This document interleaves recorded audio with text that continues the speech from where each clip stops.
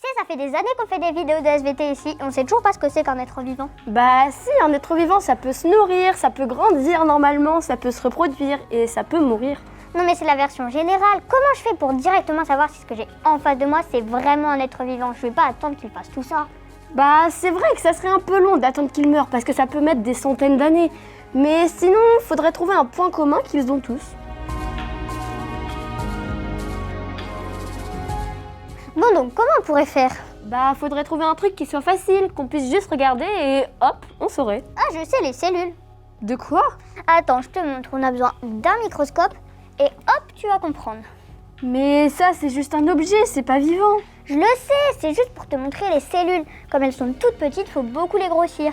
Ah ok, donc on prend n'importe quel être vivant et on peut voir des cellules, c'est ça? Exactement, n'importe lequel. Ok, bah commençons par toi. Forcément. Voilà, regarde. Je vois pas grand chose là. Mais si, tu vois pas les trucs arrondis avec un rond un peu plus sombre au milieu?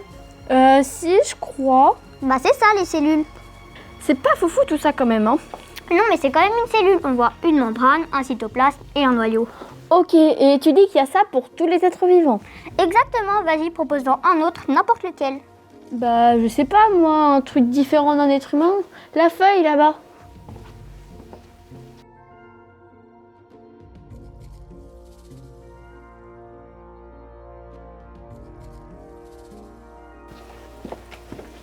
Allez hop, regarde.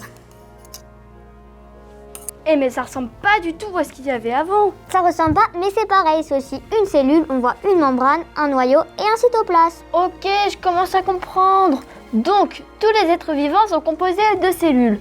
Elles ont pas toutes la même forme, mais ont toutes un cytoplasme, un noyau et une membrane.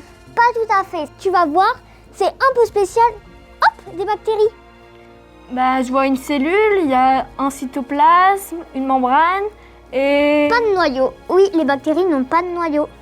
Mais du coup, c'est pas des cellules. Si, pas besoin de noyau pour faire une cellule. C'est juste que les animaux et les végétaux qu'on croise le plus souvent en ont un. Mais il y a plein d'êtres vivants qui n'en ont pas. Ouais, c'est un peu spécial quand même. Et puis, c'est tout petit en plus. Ouais, c'est très petit, quelques dizaines de micromètres.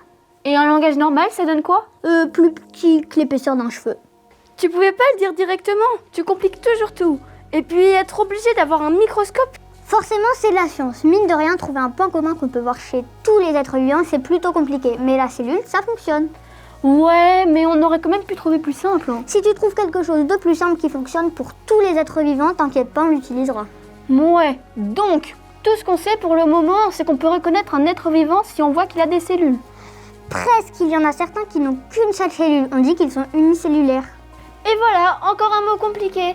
J'imagine qu'il y a encore un autre mot spécial pour les êtres vivants qui ont plusieurs cellules. C'est ça, pluricellulaire.